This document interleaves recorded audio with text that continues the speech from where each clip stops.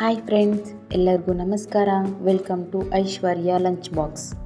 ನಾನಿವತ್ತು ನಿಮಗೆಲ್ಲ ವೆಜ್ ಪಲಾವ್ ಮಾಡೋದು ಹೇಗೆ ಅಂತ ತೋರಿಸ್ತೀನಿ.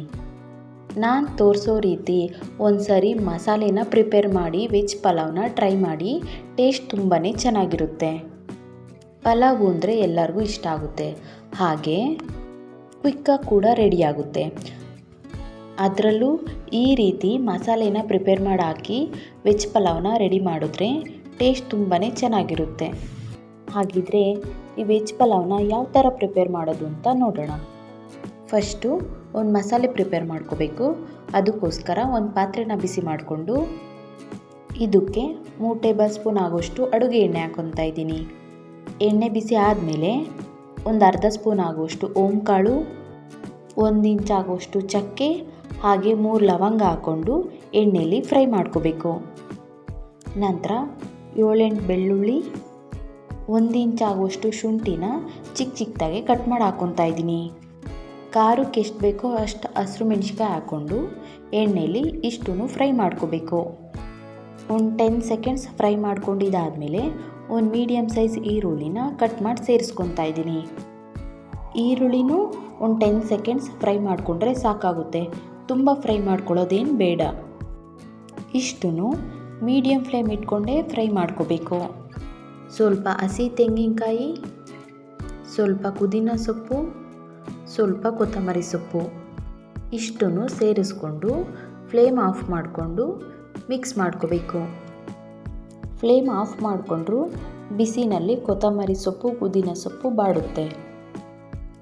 ಇದು ಆರೋದಕ್ಕೆ ಅಂತ ಒಂದು ಬೌಲ್ಗೆ ಎತ್ತಿಟ್ಕೊಂಡಿದ್ದೀನಿ. ತಣ್ಣಗಾದ್ಮೇಲೆ ಒಂದು ಮಿಕ್ಸಿ ಜಾರ್ಗೆ ಹಾಕ್ಕೊಂಡು ರುಬ್ಬೋದಕ್ಕೆ ಎಷ್ಟು ಬೇಕೋ ಅಷ್ಟು ನೀರು ಸೇರಿಸ್ಕೊಂಡು ನೈಸಾಗಿ ಗ್ರೈಂಡ್ ಮಾಡ್ಕೋಬೇಕು. ನೋಡಿ, ಈ ಥರ ಗ್ರೈಂಡ್ ಮಾಡ್ಕೊಂಡಿದ್ದೀನಿ ನಾನು. ನಂತರ ಇದೇ ಪಾತ್ರೆನ ಬಿಸಿ ಮಾಡಿಕೊಂಡು ಅರ್ಧ ಟೇಬಲ್ ಸ್ಪೂನ್ ಆಗುವಷ್ಟು ತುಪ್ಪ ಆ್ಯಡ್ ಮಾಡ್ಕೊತಾ ಇದ್ದೀನಿ. ತುಪ್ಪ ಕರಗಿದಾದ್ಮೇಲೆ 5 ಟೇಬಲ್ ಸ್ಪೂನ್ ಆಗುವಷ್ಟು ಅಡುಗೆ ಎಣ್ಣೆ ಹಾಕ್ಕೊಂಡು ಎಣ್ಣೆ ಬಿಸಿ ಆದಮೇಲೆ ಪಲಾವ್ ಐಟಮ್ನ ಸೇರಿಸ್ಕೊತಾ ಇದ್ದೀನಿ. ಇವನ್ನ ಸ್ವಲ್ಪ ಫ್ಲೇವರ್ ಬಿಡೋವರೆಗೂ ಫ್ರೈ ಮಾಡ್ಕೋಬೇಕು. ಫ್ರೈ ಆದಮೇಲೆ ಒಂದು ಅರ್ಧ ಈರುಳ್ಳಿನ ಕಟ್ ಮಾಡಿ ಹಾಕ್ಕೊತಾ ಇದ್ದೀನಿ. ಈರುಳ್ಳಿ ಸ್ವಲ್ಪ ಕಲರ್ ಚೇಂಜ್ ಆಗೋವಷ್ಟು ಫ್ರೈ ಮಾಡ್ಕೋಬೇಕು. ಈರುಳ್ಳಿ ಫ್ರೈ ಆಗಿದೆ. ಇವಾಗ ಒಂದು ಚಿಕ್ಕ ಬೌಲಲ್ಲಿ ಬಟಾಣಿನ ಸೇರಿಸ್ಕೊತಾ ಇದ್ದೀನಿ. ನಾನು ಒಣಗಿರೋ ಬಟಾಣಿನ ನೆನೆಸಿ ಸೇರಿಸ್ಕೊತಾ ಇದ್ದೀನಿ, ಹಾಗಾಗಿ ಈರುಳ್ಳಿ ಫ್ರೈ ಆದಮೇಲೆ ಹಾಕ್ಕೊತಾ ಇದ್ದೀನಿ. ನೀವೇನಾದರೂ ಹಸಿ ಬಟಾಣಿನ ಸೇರಿಸ್ಕೊಳ್ಳೋದಾದರೆ ತರಕಾರಿ ಜೊತೆ ಆ್ಯಡ್ ಮಾಡ್ಕೋಬೋದು. ಫ್ರೈ ಆಗಿದೆ ಇದು. ಇದಕ್ಕೆ ಮಸಾಲೆ ಏನು ಪ್ರಿಪೇರ್ ಮಾಡ್ಕೊಂಡಿದ್ವಲ್ಲ ಆ ಮಸಾಲೆನ ಸೇರಿಸ್ಕೊತಾ ಇದ್ದೀನಿ. ಮಸಾಲೆನ ಎಣ್ಣೆಲೆಲ್ಲ ಚೆನ್ನಾಗಿ ಮಿಕ್ಸ್ ಮಾಡ್ಕೋಬೇಕು. ಮಸಾಲೆನ 1 ನಿಮಿಷ ಎಣ್ಣೆಯಲ್ಲಿ ಕುದಿಯೋದಕ್ಕೆ ಬಿಡಬೇಕು. ಆಲ್ರೆಡಿ ಎಣ್ಣೆಯಲ್ಲಿ ಫ್ರೈ ಮಾಡಿರೋದ್ರಿಂದ ತುಂಬ ಎಣ್ಣೆಯಲ್ಲಿ ಫ್ರೈ ಮಾಡೋದೇನು ಬೇಡ. ಲೈಟಾಗಿ ಎಣ್ಣೆ ಬಿಡೋದು ಸ್ಟಾರ್ಟ್ ಆದಮೇಲೆ ತರಕಾರಿನ ಸೇರಿಸ್ಕೊತಾ ಇದ್ದೀನಿ. ಒಂದು ಕ್ಯಾರೆಟ್ನ ಕಟ್ ಮಾಡಿ ಹಾಕ್ಕೊತಾ ಇದ್ದೀನಿ. ಹಾಗೆ 5-6 ಹುಳ್ಳಿಕಾಯಿ, ಒಂದು ಆಲೂಗಡ್ಡೆನ ಸಿಪ್ಪೆ ತೆಗೆದು ಕಟ್ ಮಾಡಿ ಹಾಕ್ಕೊಂಡಿದ್ದೀನಿ. ಹಾಗೆ ಒಂದು ದೊಡ್ಡ ಸೈಜ್ ಟೊಮೊಟೊನು ಕಟ್ ಮಾಡಿ ಸೇರಿಸ್ಕೊತಾ ಇದ್ದೀನಿ. ಟೊಮೊಟೊನ ಬೇಡ ಅನ್ನೋದಾದರೆ ಒಂದು ಬೌಲ್ ಆಗುವಷ್ಟು ಮೊಸರು ಕೂಡ ಆ್ಯಡ್ ಮಾಡ್ಕೋಬೋದು. ಇಷ್ಟೂ ಚೆನ್ನಾಗಿ ಮಿಕ್ಸ್ ಮಾಡ್ಕೋಬೇಕು. ಮಸಾಲೆನಲ್ಲಿ ತರಕಾರಿನ 1-2 ನಿಮಿಷ ಕುದಿಯೋದಕ್ಕೆ ಬಿಡಬೇಕು. ಈ ಥರ ಕುದಿಯೋದಕ್ಕೆ ಬಿಡೋದ್ರಿಂದ ತರಕಾರಿಗೆ ಮಸಾಲೆ ಚೆನ್ನಾಗಿ ಹಿಡಿಯುತ್ತೆ. ನೋಡಿ, ಕುದೀತಾ ಇದೆ ಇದು.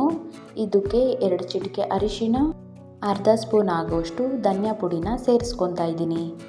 ನಿಮಗೇನಾದರೂ ಹಸಿರು ಮೆಣಸಿನ್ಕಾಯಿನ ಸೇರಿಸ್ಕೊಳ್ಳೋದು ಇಷ್ಟ ಇಲ್ಲ ಅಂದರೆ ಈ ಸ್ಟೇಜಲ್ಲಿ ಖಾರದ ಪುಡಿನ ಸೇರಿಸ್ಕೋಬೋದು. ಎಲ್ಲದನ್ನು ಮಿಕ್ಸ್ ಮಾಡ್ಕೊಂಡಿದ್ದೀನಿ. ಇವಾಗ ಅಕ್ಕಿ ಹಾಕ್ಕೊತಾ ಇದ್ದೀನಿ. ನಾನು ಬಾಸುಮತಿ ಅಕ್ಕಿನ ತೊಗೊಂಡಿದ್ದೀನಿ. ಇದನ್ನು ಒಂದು 3 ಟೈಮ್ ವಾಶ್ ಮಾಡಿ ಒಂದು 10 ನಿಮಿಷ ನೆನೆಸಿಟ್ಕೊಂಡಿದ್ದೆ. ಅಕ್ಕಿನ ಮಸಾಲೆನಲ್ಲಿ ಚೆನ್ನಾಗಿ ಮಿಕ್ಸ್ ಮಾಡ್ಕೋಬೇಕು. ಈ ಥರ ಮಸಾಲೆನಲ್ಲಿ ಅಕ್ಕಿನ ಫ್ರೈ ಮಾಡ್ಕೊಳ್ಳೋದ್ರಿಂದ ಅನ್ನ ಉದುರುದ್ರಾಗಿ ಬರುತ್ತೆ. ಇವಾಗ ನೀರು ಸೇರಿಸ್ಕೊತಾ ಇದ್ದೀನಿ. ಈ ಗ್ಲಾಸಲ್ಲಿ ನಾನು 1 ಗ್ಲಾಸ್ ಆಗುವಷ್ಟು ಅಕ್ಕಿನ ಸೇರಿಸ್ಕೊಂಡಿದ್ದೀನಿ, ಹಾಗಾಗಿ 1.5 ಗ್ಲಾಸ್ ಆಗುವಷ್ಟು ನೀರನ್ನ ಸೇರಿಸ್ಕೊತಾ ಇದ್ದೀನಿ. ರುಚಿಗೆ ತಕ್ಕಷ್ಟು ಉಪ್ಪು ಆ್ಯಡ್ ಮಾಡಿಕೊಂಡು ಮತ್ತೆ ಎಲ್ಲದನ್ನು ತಿರುಗಿಸ್ಕೋಬೇಕು. ಎಲ್ಲದನ್ನು ಮಿಕ್ಸ್ ಮಾಡ್ಕೊಂಡಿದ್ದಾದಮೇಲೆ ಲಿಡ್ ಕ್ಲೋಸ್ ಮಾಡಿ ಮೀಡಿಯಮ್ ಫ್ಲೇಮಲ್ಲೇ ಬೇಯೋದಕ್ಕೆ ಬಿಡಬೇಕು.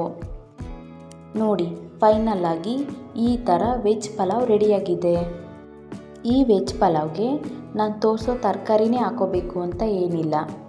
ನಿಮ್ಮ ಹತ್ರ ಯಾವ ತರಕಾರಿ ಇದೆಯೋ ಅದೇ ತರಕಾರಿನ ಹಾಕ್ಕೊಂಡು ನಾನು ತೋರಿಸಿರೋ ರೀತಿ ಮಸಾಲೆನ ಪ್ರಿಪೇರ್ ಮಾಡಿಕೊಂಡು ವೆಜ್ ಪಲಾವ್ನ ರೆಡಿ ಮಾಡ್ಕೋಬೋದು.